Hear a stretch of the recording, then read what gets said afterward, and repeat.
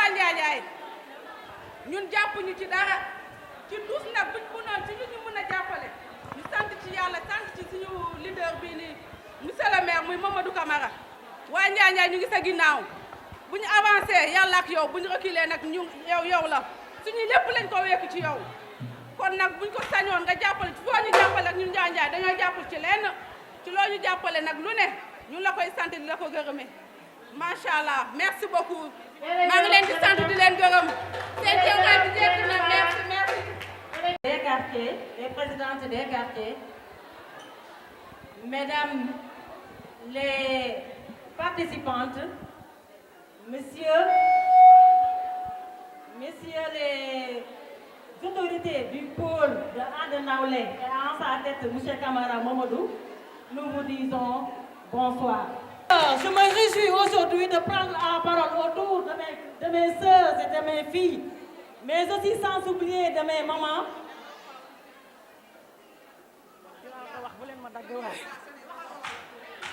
Alors, je ne pourrais terminer sans parler wolof. C'était juste un petit texte que je voudrais placer à l'endroit du panéliste, au moins qu'il y ait une aperçu au niveau de notre zone, de notre quartier qui est Darou Salam.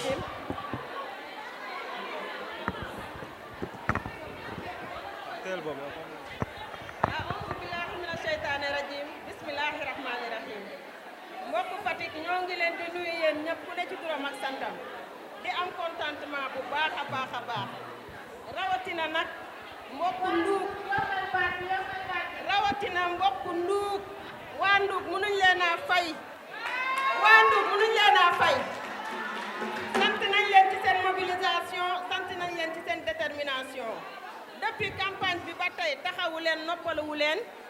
lu leen mën def ngeen ko pour And Nawlé am ndam te And Nawlé sax dafa am ndam ndax Fatick yëpp monsieur le maire Modou Camara la ñuy wax.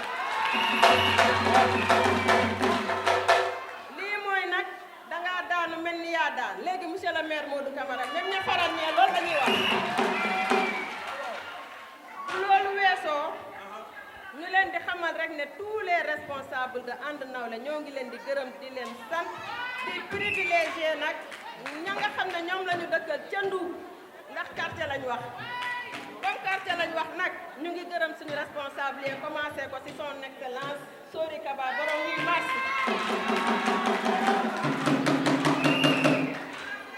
ndax moom fu ñu tuddee 8 mars yëpp xel yëpp del ci moom waaw di ci teg monsieur le maire Modou Camara di ko gërëm di ko sant tur bi dem na ba pare di gërëm may ma tuuti rek tous les responsables de Ndouk Fada Diène yéen ñëpp fàttewuñ leen léegi nag Ndouk li nga xam ne moom lañ am ci problème mënuñ koo énumérer fii dañ koy def ci liste rek daal di koy jébbal nit ñi di gërëm di sant wasalaam.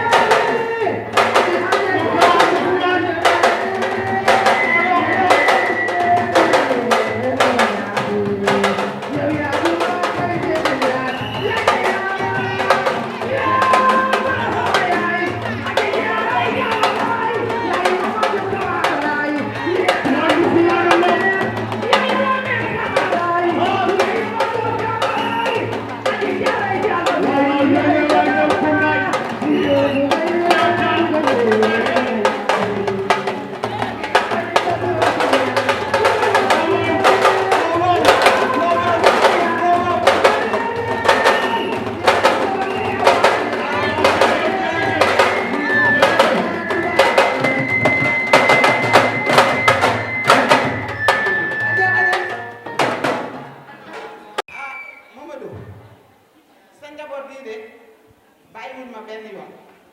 foo ma war a taxawu rek ñu ma koy taxaw jox na léegi jigéen ñi jàmbaar yaa ngi nii toog Mamadou ñu ngi jël ay saaku këriñ di koy def ay mbuus si kilo di koy jaay ñu nga sa marché ba di jaay ñu nga sa atelier tailleur la ñu ngi def cere ñu ngi def fonde lu nekk ñu ngi koy def. maa ngi ñëw fii nekk en tant que présidente groupe Jubo en même temps bokk ci benn mouvement bu ñu naan M2J li tax ma teew fi tey nag mooy sama xarit sama doomu ndey Bert Milane Faye nawle bii elle a tout fait pour ma ñëw bokk ci mais peut-être yàlla moo dogalee noonu mu xew la tey nag invité ma may ñëw nag à tête haute aw ma lu may laqatu aw ma lu may nëbb parce que nag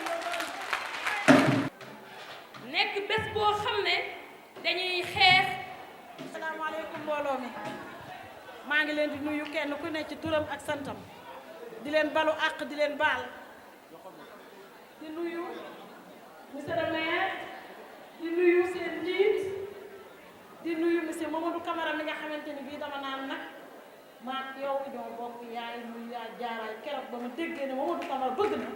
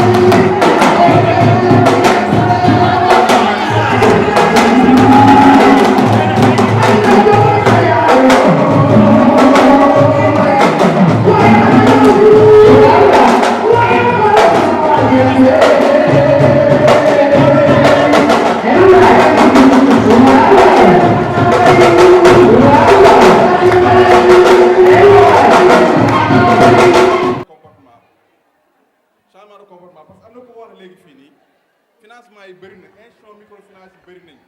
banques yi bëri nañ ñëpp mais li nga xam ne moom moo des mooy jigéen ñi xam liñ bëgg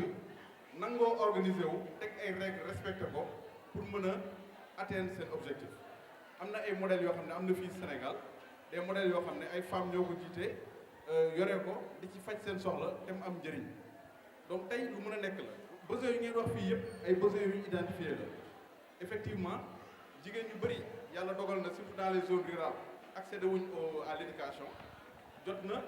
ñu utal leen ay formation mais aussi il faut jigéen ñi nangu di booloo groupement yi loolu moo tax mu am solo parce que bu ngeen booloo comme ni ko Olof Ndiaye di waxee di ngeen am doole mais chaque fois day am aussi benn genre économie d'échelle boo xam ne dañ koy def économie d'échelle boobu moo ñuy permettre ñu mën a mettre en place soit ay centrales d'achat yoo xam ne nit ñi dina mën a faciliter njënd mi parce que damay jël exemple tey ñiy liggéey si wàllu jën boo jëlee jigéen yi jaay jën si marché yi dañuy xaar borom gaal yi wàcce ñu ñëw jënd jën ci kenn ñëw lebal leen benn montant ñu dem jënd ku nekk benn dàmba di ko jaayaat alors que bu ñu organisé woo am nañ possibilité peut-être jënd gaal donc manque d'organisation foofu la nekk je pense que ne li ñu war a def mooy gën a encadrer femmes yi microfinance bëri na mais li des mooy encadrement boo xam ne dañuy mettre jigéen ñi ci ay créneaux yoo xam ne vraiment c'est des créneaux porteurs ba pare teg leen aussi ci organisation boo xam ne dafay am ay règles ñu koy respecter di mën a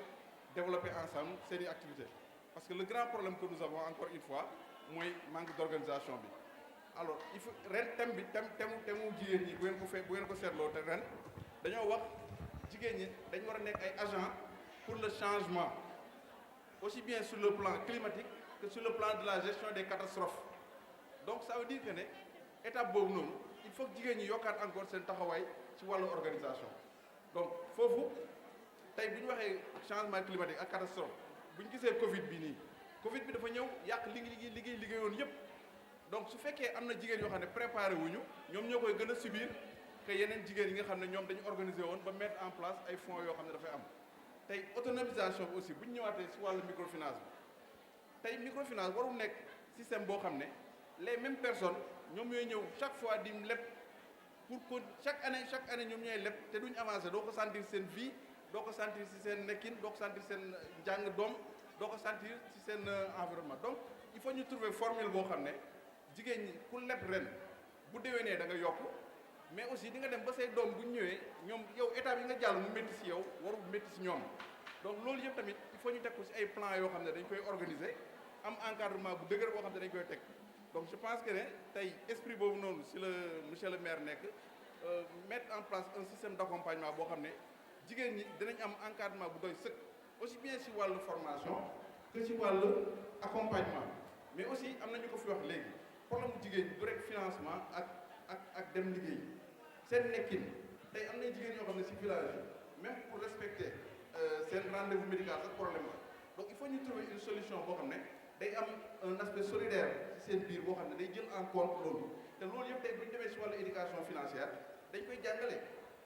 tey fii ñun ñi ñëpp bu ñu fi waxoon mën nga épargner mën na la déedéet mënu ma épargner mais bu ñu leen defalee formation di nga gis effectivement ak sa doole lu mu néew am na loo mën a former am na loo mën a épargner pardon c'est la même chose aussi si leb bi il faut ñu former jigéen ñi ñu xam nu ñuy lebee institution yi fi nekk bëri nañ mais conditions yi dañ ñu koy forcer yéen jigéen ñi dañ leen di forcer conditions yi ñu leen di lebee fekkeewu leen alors que mutuelle c'est à la base ñun ñii ñëpp ñu dajaloo waxtaan ban façon la ñu war a lebalante suñu biir mais gis nañ ne loolu amul si terrain bi fii li fi am tey mooy ay institutions yu am doole yoo xam ne dañ lay wax kaay ma lebal la ñoom ñoo lay jox seen condition totalement yow boo ko mënee nga jël boo ko mënul nga jël et la plupart jigéen ñi dañ koy jël pourquoi parce que dañ soxla xaalis bi tout de suite alors loolu erreur la moo tax il faut ñu dem vers des solutions yoo xam ne ñun ñoo ko créer suñu bopp bokk ci gestion bi di décider ci gestion bi di ko diriger suñu bopp loolu c'est extrêmement important loolu moo tax les mutuelles communautaires mutuelles yi nga xam ne dañ nekk à la base ce sont ces mutuelles là qui constituent la solution les grandes mutuelles c'est presque comme des petites banques am nañ doole am nañ xaalis mais conditions yi ñu lay tegal ñoom seen condition la yow da nga koy nangu nga jël boo ko nanguwul nga dem sa yoon mais mutuelle yi nga xam ne ñun ñoo koy créer suñu bopp ñun ñooy décider naka la ñuy lebalante suñu biir moo tax boo gisee système natt jigéen ñi mun nga gis natt bu def 10 ans natt bu def 20 ans parce que règle ya fa nekk ñoom ñoo ko tegal seen bopp donc ça c'est important il faut que dimension boobu noonu ñu mun ko teg te gis nga mbooloo bi bu ñu nangoo booloo rek par force moyen yi ñëw ñi fi yor xaalis yëpp li ñuy xaar mooy mbooloo donc bu ñu nangoo associé wu teg mbooloo ñi nga xam ne ñoo yor xaalis dañ ñëw fekk suñu su boobaa ñun day xam nu ñuy def mais day fekk ñun aussi ñu définir suñuy plan ñi bëgg a bay ñu xam naka lañ leen organiser pour ñu bay ñi bëgg a def artisanat ñu jàppale leen si wàllu artisanat ñi nga xam dañu nekk si wàllu pêche ak ñi nga xam dañu nekk si wàllu transformation produits halieutiques yëpp ñu am ay systèmes yoo xam ne tegal nañ leen ko ay plan dañuy bind ay plan su boobaa ay plan d'action ay plan de développement plan d'affaires yëpp yoo xam ne système dina am ay coach day am ñoo xam ne dañuy am xarañte boo xam ne mën nañoo gunge jigéen ñi si plan d'action yooyu nga xam ne seen leen tëral donc objectif bi tey mooy fexe ba jigéen ñi ku fi leb ku fi toll si année bii nii si benn niveau année prochaine nga nekk si beneen niveau nga permettre ñeneen ñi nekk si ginnaaw mën a ñëw di avancer donc système boobu noonu moom moo ñu yóbbu vers la l'autonomisation merci beaucoup encore merci beaucoup. tout à l'heure laa bëggoon a tàmbalee sama kàddu ndaxte dama leen a bëggoon a présenter Ndiaw Diouf te def nga ko te li taxoon ma bëgg a tàmbalee foofu moo di que Ndiaw Diouf dafa rejoindre coalition And Nawlé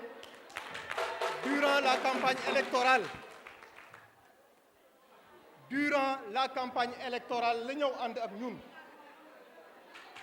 mu nekk un cadre de Fatick mu nekk un cadre de Ndouk mu nekk ku généreux mu nekk koo xamante ne à la limite damay wax ne il est altruiste ndaxte xaarul dara ci kenn parce que kenn mënut a imaginer léegi nag ñuy dëgmal ay élection législative yooyu li koy wutale ak élection locale moo di ko élection locale ay mairie yu bari la waaye nag élection législative benn assemblée rek la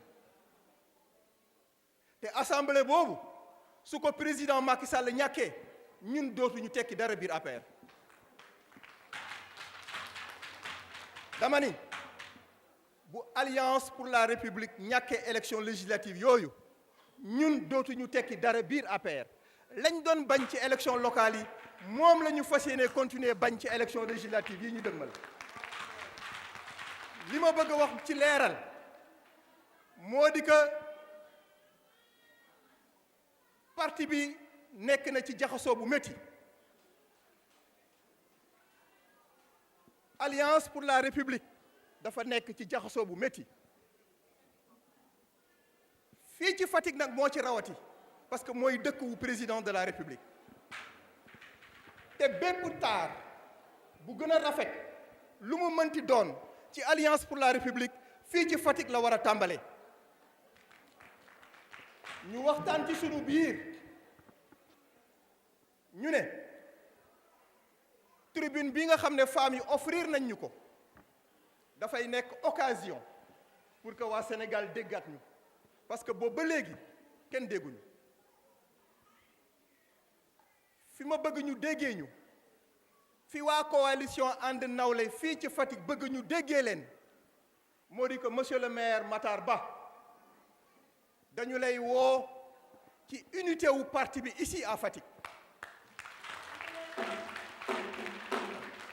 Biram Faye ak ñépp ñi nga xamante ne tey ñoom ñoo nekkoon ci liste wu coalition Benno Bokk Yaakaar waa coalition ànd nawle vous appelle à l'unité de l'Alliance pour la République à Fatick te unité boobu dañoo jàpp ni toog waxtaan mooy mën a tax mu am kon bu ñu wootee unité ba pare dañuy wax président de la République ne ko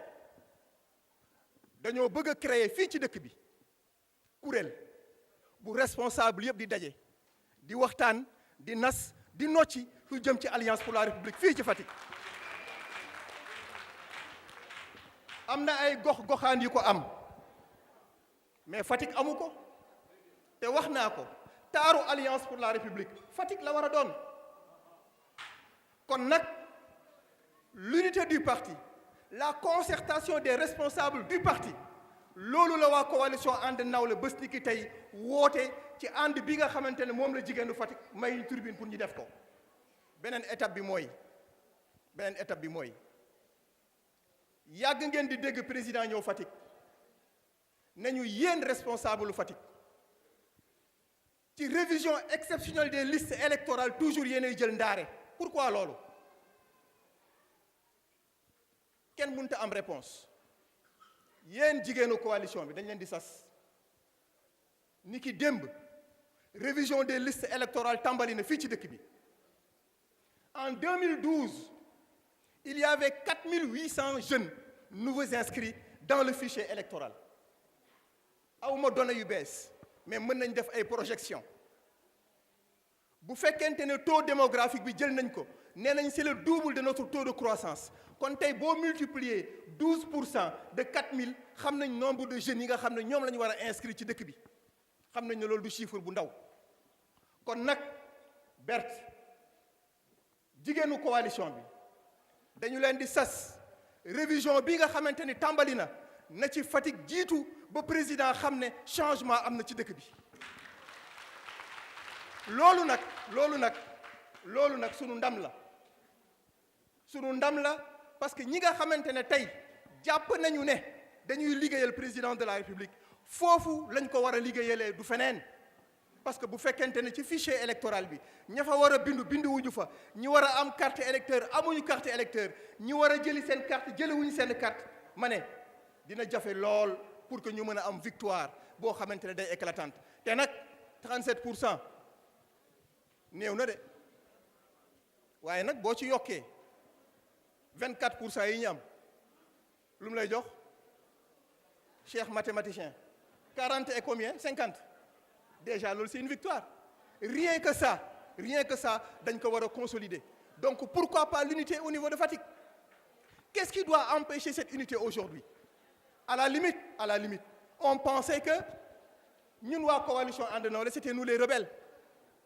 Là nous lançons un appel à l'unité, donc nous ne sommes pas les rebelles.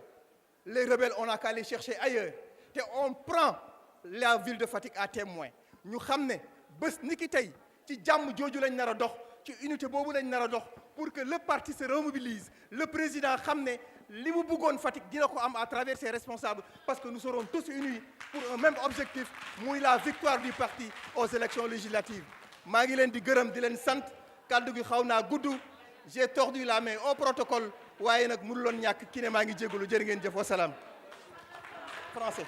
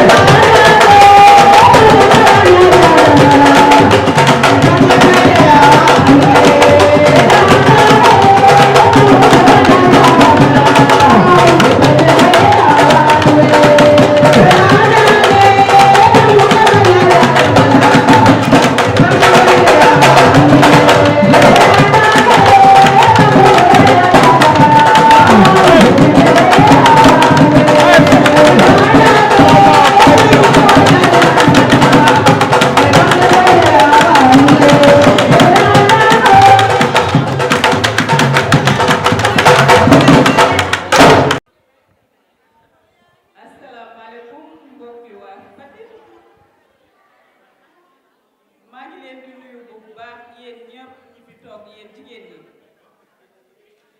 dinaa ñëw si yéen si kanam waaye da ngeen may ma nuyu suñu kilifa yi toog di collectifu responsable politique de la coalition And Nawlé. ma gis ñaari nit kenn kii di monsieur le maire Mamadou Camara di si lim beneen responsable bu ñuy wooyee excellence Sori Kaba.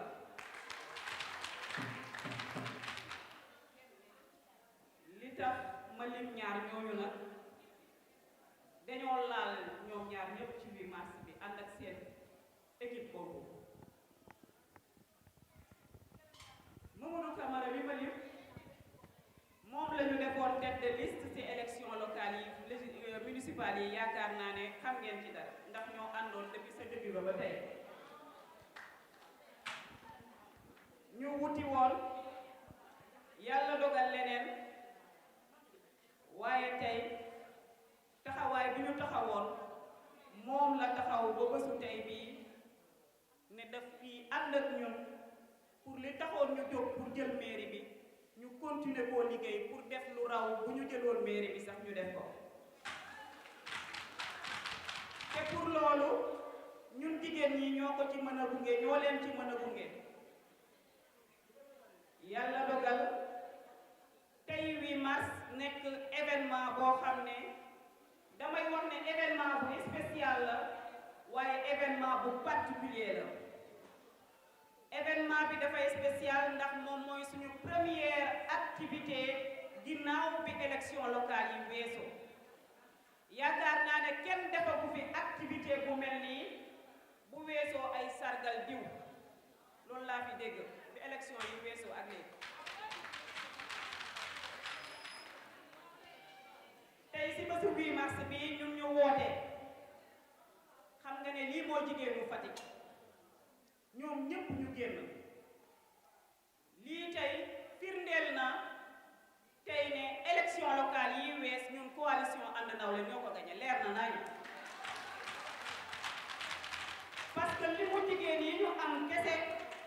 tax nañu gañe ko, waxuma la yeneen góor yi te jigéen bu fi nekk am nga njaboot bu la boteel bu dee benn wala ñaar nit. su ma jógee si loolu ñu ñëw si 8 mars bi nag ne dañ koy màggal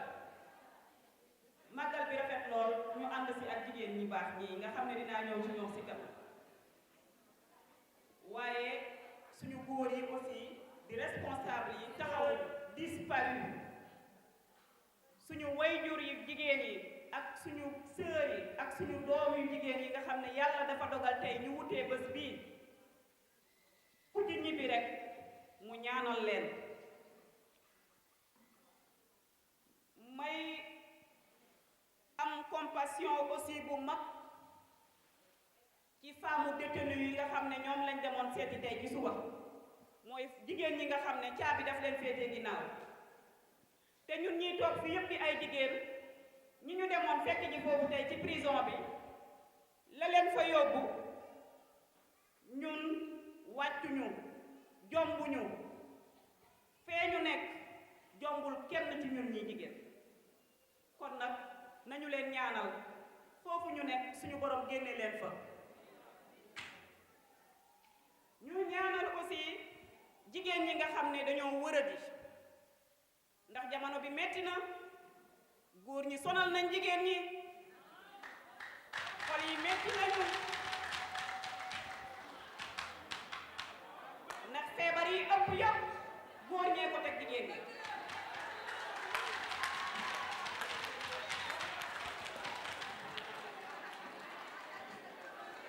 kon nag ma bëggoon ñu bàyyi xel suñu nawle yooyu nga xam ne dañoo war a di nekk ci lal yi ñii nekk ci hôpital yi ñu ñaanal leen suñu borom xëpp seen bopp ñu jóg continuer seen liggéey may ñëwaat aussi di réconforter jigéen ñi nga xam ne dañuy subir ay injustice ak al maltraitance ci seeni biir kër waaye ci seenu biir liggéeyukaay ndax ñun jigéen lu ne la ñuy daj may bàyyi xel di leen woo pour ñu bàyyi xel ñun ñëpp ci jigéen ñooñu nga xam ne tey jaaxle nañu lool yal na leen suñu borom indil réconfort bi war ci ñoom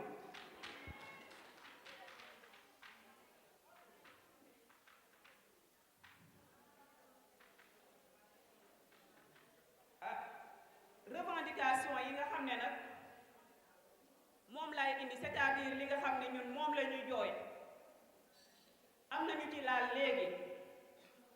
moom mooy violence yi nga xam ne ñu ngi koy def jigéen ñi waaye violence yi nga xam ne ñu ngi koy def tout tànk yu jigéen ñi aussi jeune fille yi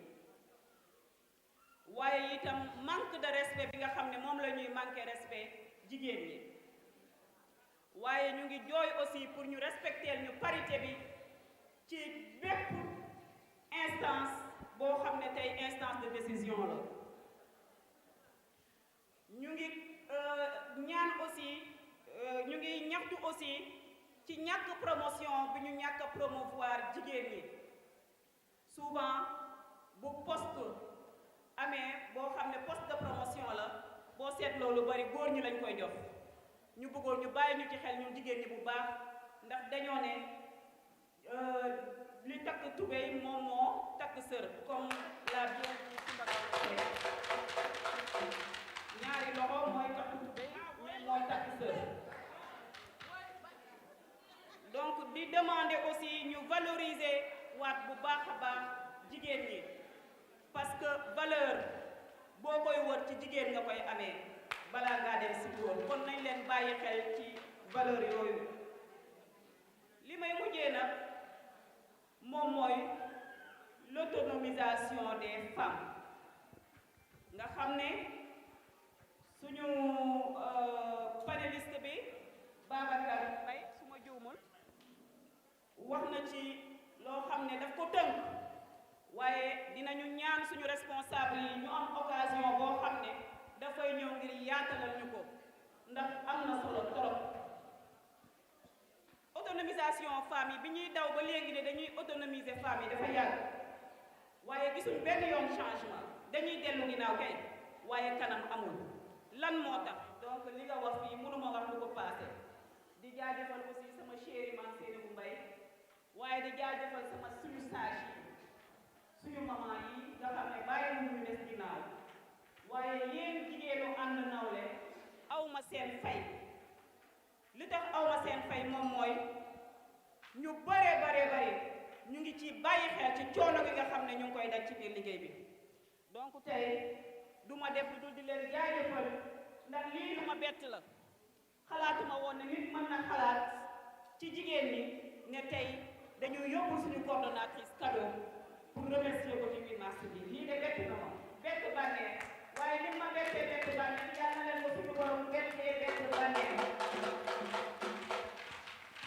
di jaajëfal waa Neeraan maa ngi leen di jaajëfal dañoo yendu si ci suba ba léegi ñu ngi sama kër di jaajëfal waa Puxaam bu baax parce que dañoo nekk nag village yi gën a reculé moo tax voilà joobay ñoo absenté pour des raisons de décès donc loolu moom moo tax ñëwul donc la presse waa Ndandane TV maa ngi leen di jaajëfal depuis démb ñu ngi fi vraiment si recommandation le frère Ndiaw Diouf ñu di la remercier bu baax a baax waa Sine TV maa ngi leen di jaajëfal ñoom tam depuis ce matin ñu ngi ak ñun et Fatick TV donc toute la presse pour ne citer que celle-là donc maa ngi leen di sant di leen gërëm di leen ñaanal bu déwénee 8 mars bi ñu bañ a xaj fii ñu uti feneen fu ñu ko defee mais du ñu xaj fii ci salle bi di leen jaajëfal bu baax.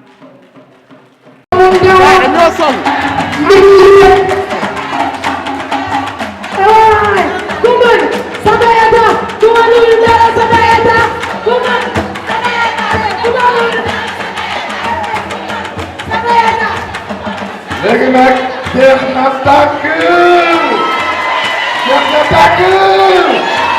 vive les femmes de And Nawlé merci une fois de plus merci les femmes de And Nawlé vous nous avez honoré depuis à choisir le changement And Nawlé wane na ne moom moo gagné Fatick nous avons la majorité di leen di merci vous avez bien honoré vous avez bien modéré cette séance Binta Laké les Khady le Pambas la Agnès mes très chers frères le collectif de And Nawlé Mbaye Diouf Ndaw Diouf Issakha Dieng Cheikh Dieng waa Neeraan Diouf Darou Salam Kolda Escale Fatick asalaamaaleykum wa rahmatullah